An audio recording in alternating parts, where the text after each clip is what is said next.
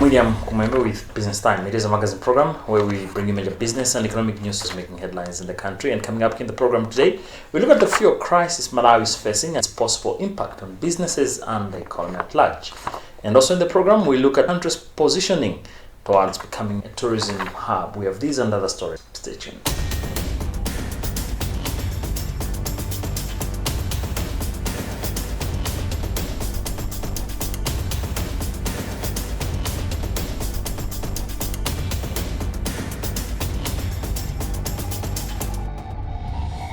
Hello, in our main story in the program today, Malawi has again been hit by a fuel crisis which enters second week now and puts operations in most sectors of the economy at almost a standstill. Fuel scarcity entered the second week in some parts of the country, raising fears of production disruptions and elevated prices of transportation. Motorists have been seen queuing for the commodity in some filling stations in Blantyre, Zomba and Lilongwe in search for the fuel. Fuel scarcity is largely attributed to the problem. Kumwembe went in the streets of Blantyre where he found this report. Motorists queuing to buy fuel has become order of the day in most of the cities in the country. We are in Blantyre near Chitawira Puma filling station where we have found a queue as long as a kilometer long waiting for a turn to buy fuel at a filling station which they've just seen a tanker offloading the commodity. This is the second week of this problem, and motorists have been trying hard to find the commodity in most cities. We're talking of Blantyre, Lilongwe and Zomba. We have not heard of this problem so much in Mzuzu, but in these three major cities, we hear that the commodity is scarce. Now, the impact of scarcity of fuel on the economy cannot be overemphasized. Motorists are finding it hard to secure the commodity and they buy it on the black market. Then it means transport fares are likely going to increase as well, which may affect prices of commodities on the market. We have heard that public transport fares have increased in Blantyre. For example, for a passenger from Bangwe to Limbi is now paying 700 kwacha from 500 or 400 kwacha previously. That is a 70% increase in transport fares, and we have heard of the same in Zomba and Lilongwe. For example, in Lilongwe, one coming from Senti or Mgona area going into city center, they are now paying 2,000 kwacha. Initially, they had to pay 1,500. And we just want to engage some of the motorists that are on queue here waiting to buy fuel and hear how it is difficult for them to procure or refuel, as it were, since the onset of this problem. It hasn't been easy. You can see the situation and everything that is happening here. It just means people we have the money to buy the fuel, but the fuel is not available. So this thing has affected us a lot in terms of business and the way we do our things here in Blantyre. It has affected us hugely because right now I am here. I can't prepare myself going to work. I have left my home. I have left like everything at home just to find fuel so that I can maneuver around. I'm a business lady, so everything I do I have to maneuver around the town, and now I can't. I'm here looking for fuel, so it's very bad right now. This situation is very bad to us because even we are failing to work because the bosses are just saying that they are in the line waiting for fuel. That's why this situation is not good for us. As of me, I've been here since 6 a.m. and this is to 12. I'm still here and I don't know when I'm going to fill the fuel. Speaking to the authorities, they indicate that the situation is likely going to normalize soon. We did engage representatives of the Malawi Energy Regulatory Authority who told us that most of the buying fuel buying companies, procuring agencies are on track, and they are at the moment importing huge volumes of fuel that are going to be supplied in these filling stations, and that the long queues that we have seen are going to be a story of the past. Now, there are two main issues that have been coming out in recent times as regards this problem. The first is that scarcity of foreign exchange is the underlying factor to scarcity of fuel on the market, because the country has been facing this challenge for quite some time now. Over a year, we have been seeing our foreign exchange reserves dwindling. Currently, in August, the foreign exchange reserves were seen at 2.2 months of imports, which is way below the 3 months import cover threshold. And indeed, we have seen that this problem has affected supply of fuel in the country. The second issue that has been talked of recently is that of prices.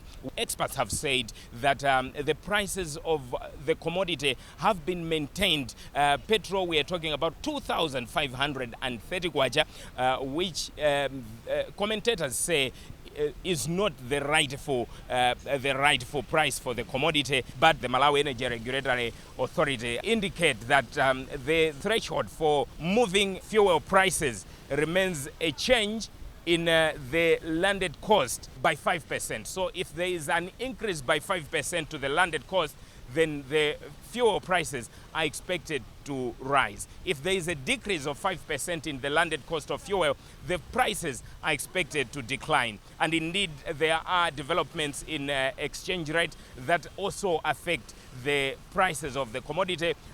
Despite that, we have seen changes in the exchange rate recently. The kwacha has depreciated against major foreign currencies. For example, in August, we are talking about a 0.02% depreciation to the dollar. But of course, since the last time that we saw fuel prices being reviewed, that was in November last year, when we experienced a 44% devaluation of the kwacha, we have seen some marginal depreciation of the kwacha. That could affect also the price of the commodity on the market. But as we speak, the prices have been maintained since November last year to present. There's been a lot of discussion on this matter, and we are yet to see if the Malawi Energy Regulatory Authority is going to review upwards the price of the commodity. We wait to see if what the Malawi Energy Regulatory Authority has told us, that the situation is going to normalize soon, will come to fruition. The Malawi Tourism Council has signed a memorandum of understanding with the African Tourism Board to boost the visibility of Malawi's tourism products through Sustainable Tourism Initiative. Speaking at the signing ceremony in Blantyre, MBC Executive Director Kumwembe said the partnership will drive joint marketing initiatives, capacity building programs, and networking with key stakeholders across Africa. Remy Wahid, the African Tourism Board's ambassador, said the MOU will position Malawi as a leading travel destination, create jobs, and contribute to economic growth. We have the whole story in this report. The Malawi Tourism Council, MTC, has signed a memorandum of understanding with the African Tourism Board aimed at enhancing the visibility of Malawi's tourism products. MTC Executive Director Kumwembe said the partnership will focus on a joint marketing efforts, capacity building programs, and networking with key stakeholders across Africa. Malawi would benefit quite a lot, especially the stakeholders in the tourism sector, and thus the private sector that we represent as a council. To start with, I think there are quite a lot of points that we highlighted during the session, but we will actually leverage on the resources that are there on the African region, and also in terms of marketing, promotion, in terms of capacity building, the expertise that is there. Actually, stakeholders will really benefit from those the initiative that we've actually opened up today in the collaboration with Africa Tourism Board. Well, our expectations are high. When we look at the African region, MTC has actually fostered a lot of collaborations. At the moment, we are partners with the SADC Business Council, and quite a lot is happening on there where our stakeholders are benefiting a lot. We are partners of Africa Tourism. We are partners with African Tourism Partners, and partnering today with Africa Tourism Board is yet another mark into the initiatives that we do, and we are hoping that we shall grow and tourism will develop in Malawi. In his speech, Rame Wahid, the African Tourism Board's global ambassador, said the partnership will encourage regional cooperation, enhance the competitiveness of the tourism sector, and support the local community through job creation and investment. So visibility of Malawi is one of our core subjects in our MOU. We are going to use the machine of ATB with its expertise and connectivity within the continent to enhance the visibility of Malawi. I believe that in the last 4 years, visibility of Malawi has been improved a lot. The effort has been done by the Ministry of Tourism, MTC, and other stakeholders to put Malawi on the map was a great effort. So what's happening right now is to use the technology, use the connectivity, use the power of partnerships that we have in the continent from the north to south, east to west, to enhance and improve the visibility of Malawi. So it is one of our, when I'm talking about our, is our priority to enhance the visibility of our beautiful country, Malawi. I was mentioning that there are 5 key elements that we need to focus on during the MOU. The first one is to promote and enhance the sustainable tourism in Malawi. And as my colleague mentioned, sustainable tourism means not only the climate change, but it means also empowering of local communities in Malawi. And we know here that we really need to do lots of efforts to empowering local communities. And I believe that tourism is all about empowering local communities. Also, we want to, as I mentioned, and you asked before, the enhanced visibility of Malawi. We were discussing with the SG lots of strategies to put Malawi within the continent, news letters and newspapers and even TV shows. So that's going to happen as well.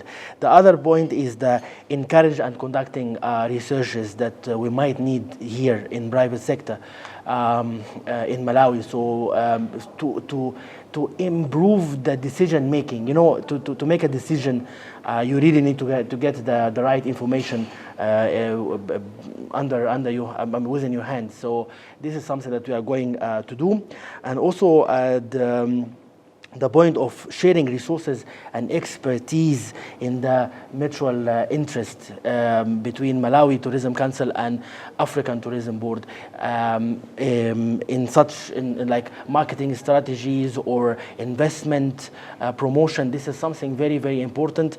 We are, even before signing today the MOU, I was with the SG and His Excellency, the president of African Tourism Board, to start discussing quickly, getting the expertise here in Malawi to start taking action. And the last point is to identifying the trainings, capacity building. Capacity building is something very, very much important here in our beautiful country, and African Tourism Board, I can promise you, as a global ambassador, going to play a very, very active role in improving capacity building in Malawi.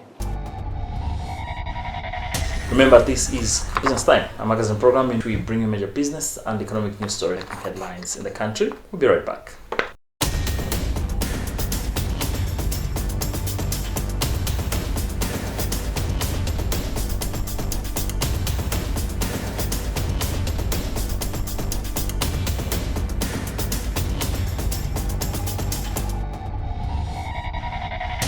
Welcome back. The stock exchange listed Airtel Malawi PLC has said it is optimistic about the future. The firm disclosed this during its annual general meeting held in Malawi's capital Lilongwe on Tuesday. During the AGM, the company explained how it's performed in 2023 and how the future looks like. Our reporter Taonga Sabola attended the AGM from where he filed this report. On Tuesday, Airtel Malawi hosted its 25th annual general meeting in Lilongwe. Speaking during the AGM, chairperson for the AGM, Mark Mikwamba, said the future of the company looks better. I think the future is very strong. The business is very strong. If you look at the foundation and the corporations, very, very strong. But we have to acknowledge that we're living in the market where we import a lot of things. And when there is currency movement, that does impact businesses, and Airtel is no exception. It's important that shareholders raise issues that they observe. That's why we send financial statements to them, send reports to them in good time so that they can read and engage with us at an annual general meeting like today. And we appreciate the feedback that they've given us. But what we have assured the shareholders is that every decision that the board of directors is making is in the best interest of the company, it's in the best interest of the shareholders, after taking everything into account. And I think we seem to be agreeing on that front. During the meeting, Airtel Managing Director Charles Kamoto, who has been appointed Airtel Tanzania Chief Executive Officer, paid farewell to shareholders. According to Kamoto, he is leaving Airtel Malawi with mixed feelings. Well, I have mixed feelings about it. Firstly, excited about the new challenge that's coming in my way. It's a huge challenge. It also speaks a lot about Airtel's recognition, my contributions to the business. Going into another market and learning new things will be very profound to me. But at the same time, leaving what has been usual to me, Malawi, Airtel Malawi PLC, the environment makes me sad. I have a team of people that I've been used to working with, doing many big and great things together, putting through significant contribution to the growth of Airtel business, growing customers, growing revenue, increasing the shareholder value over time. We've done quite a lot together, this team. Listing the company on Malawi Stock Exchange remains very dear to me. So as I leave, I feel hurt in some way there. Now I will not be with that team anymore. Now I will not be around anymore as has been the case before. So that's the other flip side of things. But I think most importantly is that there is growth in scope here for me, and I believe I'm at this stage very geared to take new challenges. During the annual general meeting, minority shareholders raised a number of concerns regarding the company. Frank Halawa is General Secretary for the Minority Shareholders Association, and he explains some of the concerns. The financial reports of Airtel were recalled and they have been reinstated. So therefore, we're saying if the figures in 2022 have been reinstated, so we're saying then it would mean that the dividend that was paid in 2022, it was a wrong dividend, because even the profits have changed. So that was our challenge, and we're saying to them, the major beneficiary of that was Airtel, because it holds 80% of the shares in this company. And so we say to them, that being the case, therefore, the dividends have to be called back to Malawi or to the company. Because the position that was taken was to say, okay, fine, we cannot do that because it was within the dividend policy. Dividend policy is 95%, therefore it was within the range of the dividend policy, although the profits have gone down from 36 to 31, but they cannot do anything about it. You see, the challenge was that the issue of the Heroes Towers, in the adjourned meeting of July, it was not there. Even the auditors never mentioned of that. And then in these results, in the reports now, there is the mention of the towers. And it talks about the issue of reporting standards, which required that they were supposed to disclose that and even account for it. Now, that has brought a lot of challenges to the company, because it has meant that the company now had to go into losses. Formerly Celtel and Zain, Airtel Malawi is one of the biggest mobile phone companies in the country. Now, in other business news, it has been covered that many pensioners struggle to sustain themselves financially within a year of retirement, with a significant number facing challenges just months after receiving their lump sum. The difficulties arise largely because of many other problems. For many retirees, it is the first time they handle such large amounts of money, leading to poor financial decisions. Odrama, managing director for Sikama Concert, highlighted this issue during a 2-day retirement seminar in Blantyre organized by members of National Bank of Malawi. She learns. Managing Director Audrey Mala called on the workers to begin planning for their retirement early in life amid rising concerns over the financial struggles of retirees. Speaking at the close of a 2-day retirement seminar for National Bank employees in Blantyre, Mala highlighted the financial challenges many pensioners face shortly after leaving the workforce, attributing the problem to a lack of retirement planning knowledge. As Sycamore, we are into financial literacy, but we are also into wealth creation. We want to make sure that as people are working, they should get to the retirement age well prepared. Because we've observed in the market that there are many people that go into retirement, but they are never ready. And as a result, they find themselves in a space where they are stressed, struggling, and unfortunately, most of the time, people die early compared to what age they would have died if they had a decent retirement life. So the background really is just for us to help and work with different organizations that just as they cared for their employees while they are working, they should also care for them while they are in retirement. They've done one part whereby they care for their employees by giving them the pension contributions. But the truth is that with the prices that we have now, the pension is never enough to satisfy them, because what they get is usually less than 30%, sometimes less than 20% of what they used to get as a salary. So we are coming up with another mechanism where we're saying, besides the requirement by the Pension Act that people should be contributing for the companies should be contributing for their employees, but they should now equip the employees themselves with the skills that now the salary that they are getting, they should now be able to invest it in things that will augment their pension so that they should have a decent retirement life. The excuse is the same, it's very common actually for all organizations, knowledge. They didn't know. Most of the people that we train, including this group, they didn't know what to do. So it's only now. They heard about it. They heard about investments. They heard about bonds, treasury notes, but they didn't know.